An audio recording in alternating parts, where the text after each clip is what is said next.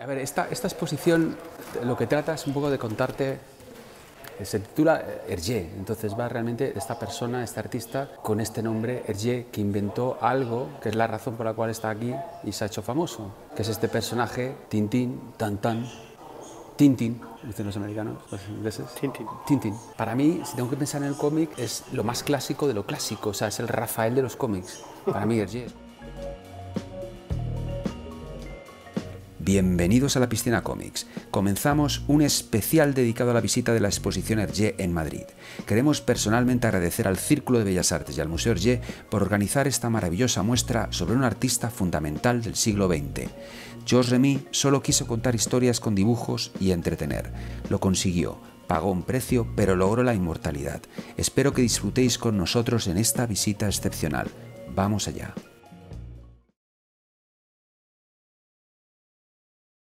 Hergé inventa a Tintín en el año 1929. Entonces, es muy interesante ver un poco de dónde viene todo esto, este fenómeno de Tintín. La exposición realmente empieza en orden cronológico inverso. Empieza con Hergé al final, que ya está cansado de hacer Tintines, que tarda 4, 5, 6, 8 años en sacar un álbum y que se dedica ya a otras cosas. Y en los últimos años le da porque quiere ser pintor. Y entonces, claro, es muy interesante porque lo que decide es dedicarse a hacer pintura abstracta. Él, que es tan figurativo, y ahí bueno, hay una especie como de Mirós, de Joan Miró, de Paul Klee o Modigliani. Bueno, él en un momento dado enseña sus cuadros a algunos galeristas de algún museo y le dicen que mejor que continúe haciendo tintines. El final de su vida es la de un artista encumbrado, que ha creado una obra famosísima, a pesar de que ha sufrido muchísimas crisis nerviosas, depresiones, una separación con su mujer, etcétera, etcétera. Al final de su vida es la de alguien que quiere ser feliz, que quiere liberarse. Y las primeras salas aparecen los bocetos del último álbum que deja inacabado. Él mismo, yo creo que entre el perfeccionismo, una cierta pereza y la lentitud en la que trabaja se viene a unir junto con la enfermedad, porque luego muere de leucemia en el año 83. Es como la tormenta perfecta para que no acabe nunca ese álbum. Eso lo veremos luego, pero para poder entender un poco Hergé y un poco el personaje de Hergé, la idea para mí es la de ver de dónde surge Tintín. O sea, estamos empezando la exposición, pero por el final. Sí. Por el final de la exposición, pero que es el principio de Tintín. Y claro, aquí hay unos primeros dibujos que hace. Él viene de una familia de clase media, de Bruselas, muy católica, muy tradicional. Hay una cosa misteriosa en la historia de Hergé y es que siempre él habla de su infancia como dolorosa. No quiere acordarse de su infancia.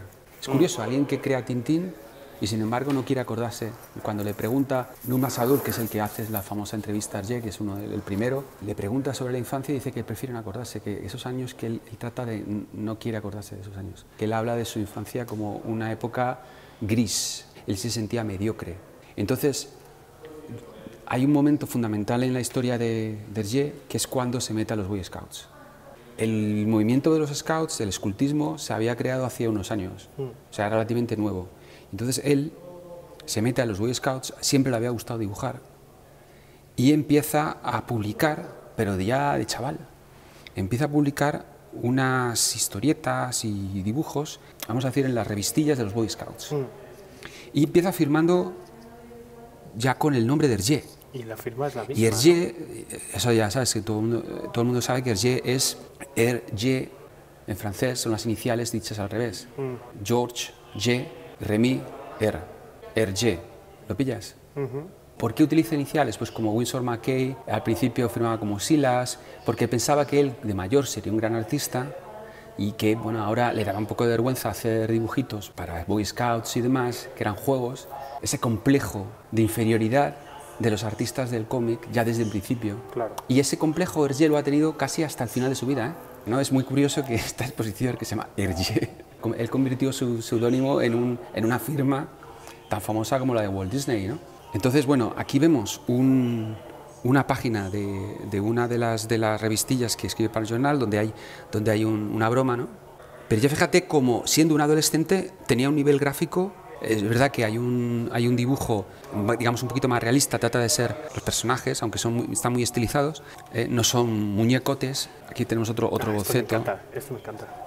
Se ve ya las posturas esas que se ven luego en todos los cómics, que a mí me flipan, de todos los gags de Tintín, cuando se resbalan, cuando le pega una patada en el culo, cuando yo qué sé.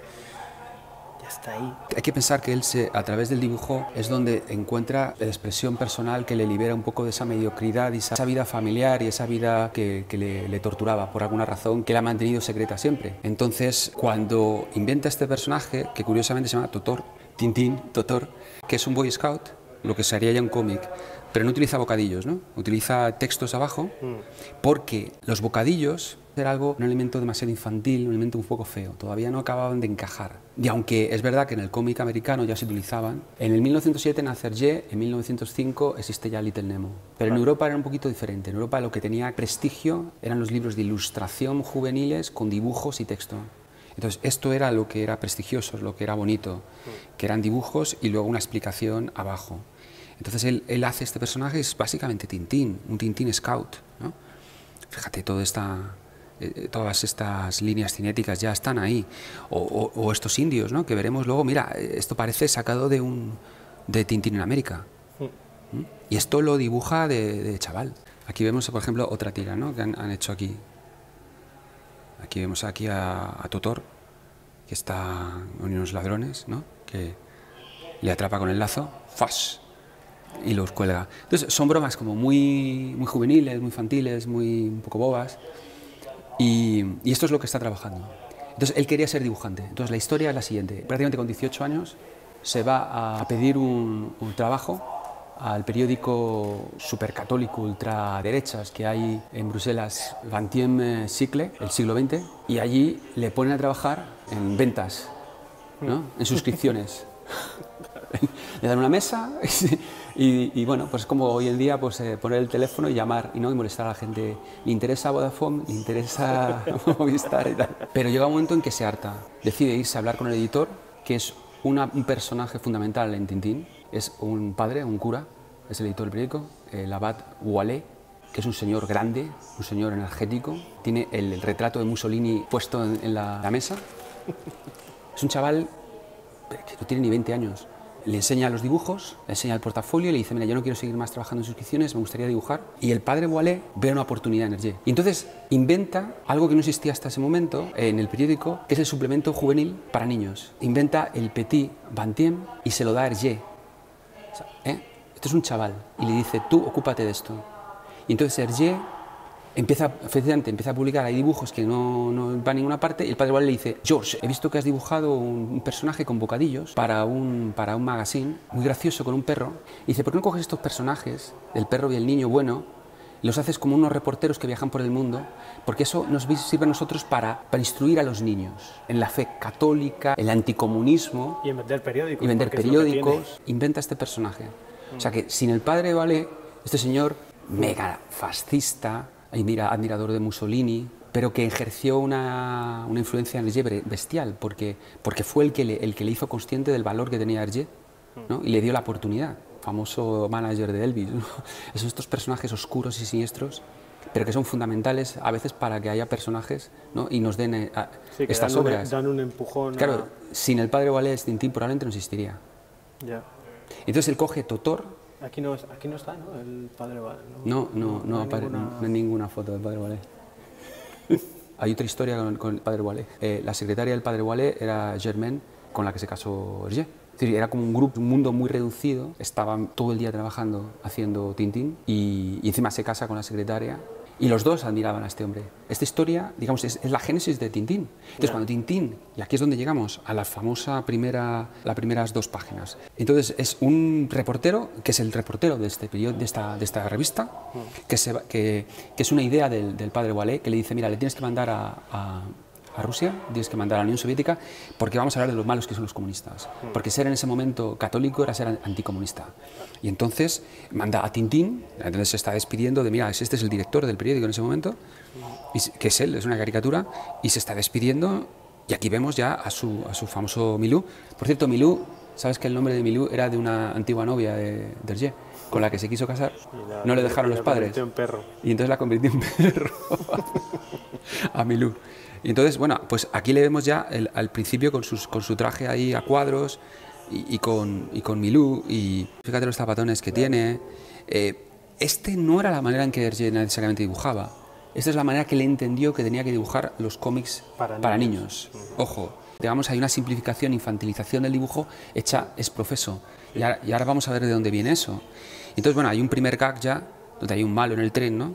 Que se deja ahí una bomba y ¡boom!, explota. Y aquí ya empieza, ya desde el principio, la técnica de Hergé de dejar un cliffhanger al final para la siguiente semana. Dejarlo en suspenso. Dejar en suspenso. La primera aventura de Tintín en el país de los soviets es básicamente, él iba inventando sobre la marcha. No había un guión, iba inventando gags, en donde básicamente pues él se sube... Qué bonito, mira qué bonito el coche, tío. Y aquí está el momento en el que se le levanta el tupé, porque este aquí había empezado con el tupé para abajo, ¿no? Sí. Y aquí de repente llega el momento en el que se le levanta el tupé porque va muy rápido en el coche, ¿no? Aquí está. Y aquí ya se le queda para arriba. Y a partir del momento nunca se lo bajó ya, y ya se quedó para siempre. Hay una cosa en todos los cómics que es tan importante como los personajes, que son los coches, los aviones. Sí. O sea, el nivel de velocidad. Detalle. La velocidad era muy importante. Ten en cuenta que él era un chaval, pero es que tenía 20 años. Y estaba inventando algo que... Es que mira este coche cómo va.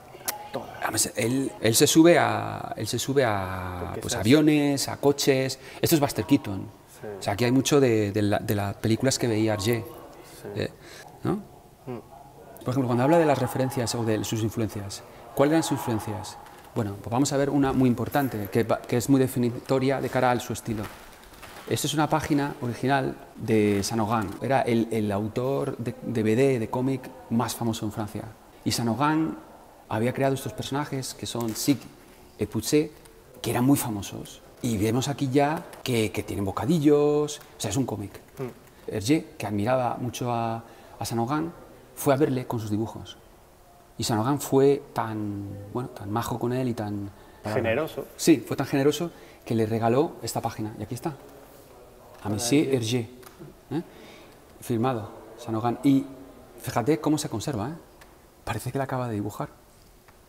Está perfecta. Y esto se lo regaló a Hergé. Es muy interesante ver cómo aquí se define lo que será el estilo que adopta Hergé en las primeras aventuras de Tintín.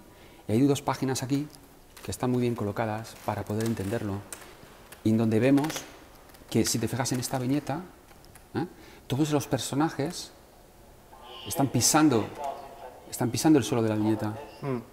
Vas a ver cómo eso se repite prácticamente hasta el final en todos los álbumes de Tintín. Esta idea de que es un escenario, de que las cajas de las viñetas son como un escenario, ¿no? y estamos nosotros desde fuera, en el teatro, en el palco, viendo la actuación de los personajes. Si vemos aquí, en Saint-Augan, aquí tenemos a los personajes, están todos pisando ese suelo de la viñeta. Lo que vemos también es esa repetición. Fíjate cómo repite estas dos viñetas, ¿no? Repite porque es un teatro de personajes. Fíjate también el estilo, que es un estilo muy cerrado, pero digamos, exagera pues las piernas, exagera las caras, está caricaturizado, pero sobre todo está muy limpio, es muy sencillo de leer. Si tú te vas hacia atrás y ves la página, la puedes entender perfectamente. Sí. Hay mucho texto, esto es también importante, porque también en las aventuras de Tintín veremos que también hay mucho texto, hablan mucho, ¿no? En las primeras, sobre todo, hay mucha acción, pero a medida que van desarrollándose los años, cada vez va metiendo más texto. ¿Por qué? Porque va desarrollando personajes que tienen que hablar. O sea, eso lo vemos también en los clásicos, ¿no? En Terry y los piratas, donde hay personajes complejos, necesitan hablar. Pero claro, aquí, es que no hay nada detrás. O sea, es que no hay nada detrás, blanco. Fondo blanco. Bueno, pero en los primeros álbumes de Tintín también hay fondo blanco, porque él no está dibujando prácticamente escenarios. Lo que está dibujando es casi eso, un teatro donde hay unos props, hay unos elementos, que son los que le interesa. Y fíjate que todo es una especie como de friso de personajes. Sí, las famosas filas no hay fondo, de personajes. No hay fondo, no hay profundidad.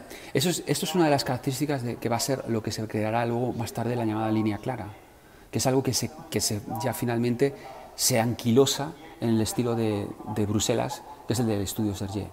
Un dibujo muy lineal, de líneas cerradas, una tendencia a la geometrización. Aquí en Tintín, fíjate cómo ya esa puerta es básicamente un rectángulo, ¿no? O esto es otro rectángulo. Tiende a geometrizar mucho los elementos, a que sean todos muy compactos, muy claros, ¿no? No corta, sino lo dibuja entero, ¿no? O aquí, ¿ves? Estas líneas de esta puerta. O ya mismamente, fíjate cómo ya está utilizando los bocadillos en rectángulo, todos perfectamente colocados. Luego, por ejemplo, no hay relieve, ¿no? Ya lo veremos también eso más adelante. No existe relieve para crear volumen en los personajes, son planos, sino son todos bastante planos. Pero esto, bueno, es una decisión basada un poco en la influencia que tiene de este gran maestro y empieza a desarrollarlo en las aventuras de Tintín, en las primeras aventuras de Tintín, ¿no? Es que mira qué caras tan expresivas todas, es que me encanta, ¿eh?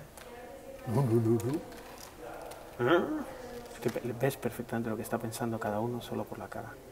Sí, y además, fíjate, es muy claro, ¿eh? Me estoy fijando que en este, por ejemplo, vemos el lápiz, ¿no? Estamos viendo el lápiz, porque eso también, como en las... Es de raro ver el lápiz, porque como en los estudios de Hergé, los borraban ya todo para hacerlo perfecto, y luego lo recortaban. Otra cosa también interesante de ver estos primeros originales de Hergé es que están sin recortar. Esta es una página de Tintín y el país de los soviets. Este álbum y el del Congo eran pecados de juventud, que no había que volver a ellos y que por eso nunca los quiso. El del Congo sí se le obligaron a reconstruirlo, pero este nunca lo quiso tocar, porque como fue la primera aventura que fue un poco demonizada porque era antisoviética, etcétera, y pues nunca tocó estos originales. Durante años este álbum, el de Tintín y el país de los soviets, estuvo sin publicar y entonces era radiactivo. Era radiactivo y se vendían muchísimas ediciones pirata. Entonces llega un momento que dijo, bueno, vamos a sacarlo de nuevo y ya está. Lo vendo yo, ¿no? Las primeras son todavía como ejercicios de experimentación a ver qué pasa. Entonces aquí, por ejemplo, hay toda una serie de gags que son los típicos gags de niño, ¿no? Muchos animales. Aquí, pues, Milú se ha vestido de tigre. Les da más miedo... Les da más miedo el perro que el tigre. Sí, les da más miedo el perro que el tigre, ¿no? Y salen todos corriendo. Pero ahora empiezo a apreciar el estilo primero de Tintín. Lo encuentro como muy limpio, muy sencillito. Claro, cuando ahora mismo veo tantas novelas gráficas hechas a veces incluso con este estilo, ¿no? Tan sobrio, y casi como que decir, casi podríamos decir, no sabe dibujar, pero no importa.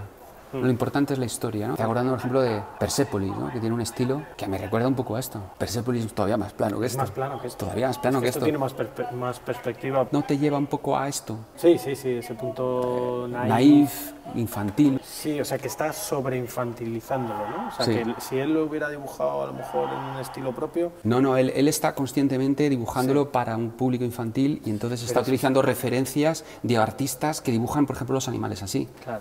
Como, por ejemplo, Benjamin Rabier, ¿no? Benjamin Rabier, mira, fíjate bien el dibujo este, ¿eh? Acuérdate. Es la influencia. Claro. O sea, tenemos a Saint-Aubin y Rabier, que era un ilustrador que dibujaba fábulas, está copiando la manera de dibujar los animales. Él está buscando referencias del mundo de ilustración de niños. Un chaval de 20 años, 20... Es un chaval. Bueno, una cosa muy interesante del Tintín y el país de los soviets. Cuando termina de publicarse semanalmente las historias, inmediatamente el padre Wallet recopila todo y publica en álbum. Inmediatamente, superventas, se agota y tiene que volver a sacar otra edición. Es decir, el éxito de Tintín es inmediato. O sea, Tintín se crea ya. Desde la primera aventura, los niños responden inmediatamente. Le Petit Vingtième empieza a publicar álbumes de Tintín a medida que va acabándolos. Y Hergé no tiene tiempo a pensar, los va construyendo sin pensar. Cuando acaba la aventura de Tintín el país de los soviets, empieza la siguiente y dice, ¿ahora dónde lo mandamos? En ese caso todavía el editor tiene mucha importancia y le dice al Congo. Hay que tener en cuenta que Hergé sigue siendo un niño y le dicen lo que tiene que hacer. Claro. Al Congo, que tenemos colonias, que somos los belgas muy buenos, que patatín, patatán, le manda al Congo. Solo es en la tercera aventura, que es la primera que él quería haber hecho, él quería haber empezado con la de América, porque él estaba fascinado con los indios y con América, pero que el padre Wallet le dijo, no, tiene que mandarlo a Rusia. Y luego al Congo. Y ya la tercera lo manda a América. Y solo es en la cuarta cuando se produce y cuando se crea Tintín, que es el Loto Azul. Ahí es donde realmente se crea Tintín. Entonces, bueno, eso lo veremos luego. Y aquí tenemos la tercera influencia. Si tenemos a Saint-Aubin, tenemos a Rabier, tenemos ahora a George McManus. Acuérdate. Este es Bringing Up Father. Esto es McManus. Totalmente. Mira la cara, mira la típica bola para dibujar las narices, ¿no? Totalmente, Claro. eso lo comentamos en el vídeo aquel Sí, de la exposición de de la CaixaForum. exposición de CaixaForum. Sí, sí. Él siempre lo ha dicho, ¿no? Ha tenido siempre esa constante, cuando le han preguntado sus influencias, siempre decir que McManus, cuando descubrió los cómics de McManus, de las tiras de periódicos, fue la influencia que le marcó para definir este estilo que luego se ha llamado la línea clara, ¿no? Que es esta construcción lineal, el detalle en los objetos. Aquí todavía no hay casi fondos, bueno, es decir, son como casi detalles, ¿no? Pero bueno, si te echas para ¿También atrás... las páginas son? Él dibuja muy grande, si te das cuenta, es muy un grande, tamaño sí. grande. Está buscando algo que sea legible, algo que sea sencillo y simple para los niños de leer. Aún así, hay algunas, por ejemplo, esta viñeta está recortada. O sea que también hay ya desde el principio, ahí De se hecho, ve... se ve que hay, no sé, esa postura está muy trabajada. Bueno, fíjate, Está mucho ya más trabajada que desde el otras. principio ya se nota el perfeccionismo de Hergé, ya está con los recortes. El tema del recorte va a ser fundamental en Hergé. Esa idea de constantemente trabajar y volver a trabajar hasta dejarlo perfecto. No tenía mucho tiempo, o sea, te vuelvo a decir, esto tenía que sacarse, tenía que inventar esta aventura, continuarla y sin saber dónde iba a acabar. Los primeros álbumes son de 120, 100 y pico páginas. Porque claro, no hay una idea de álbum realmente. O sea, cuando acaba la historia, luego lo recopilan y lo venden. Claro. Y aquí vemos cuando lo termina cuando publica el álbum, esta es la portada que crea. La mítica portada, la primera portada famosa de Hergé, está aquí, es esta. Las aventuras de Tintín en el país de los soviets. Ya aparece el famoso reportero del Petit Vingtième que bueno, todos sabemos que Tintín era un periodista, un reportero muy raro, porque jamás iba al periódico, no escribía una crónica. Nada, no se le veía trabajar nunca. Solo aventuras. creo que en la tercera, cuarta página o en la segunda, me acuerdo en qué, de esta aventura, se le ve escribiendo una crónica. Es la única vez. Luego se olvidó completamente. Tampoco se le ve pagar nada con dinero. No, porque el trabajo de Tintín, aunque siempre quedó con esa idea de que era un reportero, realmente el trabajo era de héroe. Es un héroe. Su trabajo es buscar aventuras, Sí. buscar injusticias en el mundo, Sí. ir a salvar a los oprimidos. Ese es el objetivo. Y por supuesto luego más adelante meter en líos al Capitanado, que no tiene mucha intención de salir por el mundo buscando aventuras. Pero Tintín ese es su papel, ¿no? Fíjate esta portada, bueno, qué sencilla es, ¿no? Está hecho con acuarela. Pero ya tenemos esa primera Eso idea. parece como lápiz encima de la acuarela, quizá. Puede ser, pero Eso me es... encantan los Bueno, brillitos acuarela esos. o watch, no sé qué. Tinta china. Pues mira, no es ninguna de las cosas. Ninguna de las dos. No es tinta china. Pero fíjate que ya ha decidido, la primera vez que lo colorea, ya ha decidido ponerle el colorete a Tintín, que es el único elemento que no es plano, o sea, que tiene algo de degradado, ¿no? Y la forma del el nacimiento del pelo, eso también Sí, es muy- también característico, ¿no? que no tiene línea. El pelo es una Es el mancha. color. Sí, es el color. Luego vendrían los álbumes de Casterman, más adelante, cuando descubrió que realmente el padre Wallet solo tenía los derechos para publicar en el periódico. Y el primer álbum que publica Casterman es el Loto Azul. Ahora lo veremos, el Loto Azul. Mira la rotulación, que es perfectita, ¿no? Y está hecha a mano. Es perfecta. Esto es muy, muy bonito de ver. También es verdad que el diseño como álbum, esto es muy interesante para hablarlo, para compararlo luego con el invento de las portadas de Tintín.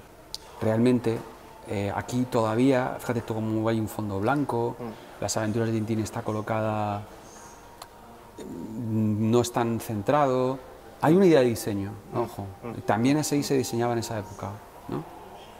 Sí, la firma de Hergé, Bien aquí, pero no está aquí. Aquí no aparece Hergé, que luego en los álbumes de Tintín aparecerá aquí arriba. No. Entonces, todavía este es el primer prototipo. Aquí, que esta yo creo que es la página más bonita que tienen aquí de este libro, con esta nieve, ¿no? Y esta última viñeta tan bonita. Aquí se ve ya la perspectiva hasta de los pies, que a mí me flipa. Sí, esos pies levantados. Siguen siendo grandes, ¿eh? Siguen siendo muy grandes Sí. las botas para... Pero si te das cuenta, ese primer Tintín que se subía al coche, con este que ya ha ido pasando Sí, muchos aquí ya- meses, yo no sé si esto ya incluso ha pasado un año, desde que lo empezó a dibujar, esta viñeta, por ejemplo, está muy bien es una pasada. construida. Ya todo está proporcionado, esa manita colocada allí, cómo ha creado algo que luego no utilizará, que son esas líneas, ¿no? Esos rayados, porque eso lo irá eliminando poco a poco. Va probando cosas, ¿no? Pero esto, fíjate, O está... ya es Tintín en el Tíbet. En el Tíbet. Claro, Esto ya es eso. Esto es Tintín en el Tíbet, sí. Sí, pero nieve... todavía no es, todavía Milú no es, todavía Milú, las piernas habla, son muy gordas. Milú habla con Tintín. Aquí la proporción se parece más, el pie es más pequeño que aquí, este se parece. Y este cómo termina, qué bonito, cómo se queda allí. Sí, que va a morir en cada página, parece que va a morir los ojitos. Ha llegado a un punto, como artista muy joven, que ya empieza a dominar su medio, ¿no? En esta estructura de 6 viñetas. Aquí introduce algo que no es tan infantil, no. En estos detalles y en estas perspectivas. Introduce cosas que no son y este pequeño detalle, ya de un fondo, con esas cúpulas, ¿no? de cebolla y tal, ya del mundo ruso. O sea, ya pequeños detalles que nos van a contar que va a ir construyendo algo mucho más detallado en el futuro. Esta es una página que me gusta mucho porque qué modernidad, ¿no? Qué abstracción. Casi son 3 en negro, ¿no? Yo me quedaría con esta. De todas las que hay aquí de Soviets, me quedaba con esta. La acción se va desarrollando. Tintín, que intenta escapar por... ¿no? Acaba de liberarlo Milú. Sí, exactamente. Gracias a Milú y tal. Entran los soviets que vienen a por él, ¿no? Bandido y tal. Entonces corre a la luz para apagarla. Apaga y claro, al no ver, no, se pelean todos. Ese es el momento de escapar, ¿no? Pero hay un disparo. ¡Pam! Amor, amor. ¿Quién se muere? Que a mí me flipa. Cuando veo esto digo, sería una manera bonita de acabar el vídeo con esta página, que es una de las primeras y también es como, podría ser la muerte de Tintín, ahí acaba, en negro, ahí termina, no hay más. Pero fíjate que lo paradójico es que realmente en Tintín lo que predomina es el blanco. Yo no pienso en la línea clara, pienso más en blanco con líneas negras, no en masas sólidas de negro, ¿no? Que es algo muy, muy extraño. No sé si estaba pensando en masas sólidas, ¿no? Sí. Yo no sé si consciente o inconscientemente, pero aquí a Hergé se le ha colado una referencia a una de las obras de arte más famosas del siglo XX, que es justo una pintura abstracta rusa, el cuadrado negro sobre fondo blanco de Malevich. Y es muy curioso porque es justo, bueno, pues como el final de la representación, ¿no? Ya no se puede ir más allá, estamos en el negro, ¿no? Ya no se puede ir más lejos. Y ya no, hemos llegado al final. En el episodio 2 veremos originales de la primera obra maestra que salió de los lápices de Hergé, El Loto Azul. También daremos un salto en el tiempo y hablaremos del método de los estudios Hergé. No os lo perdáis.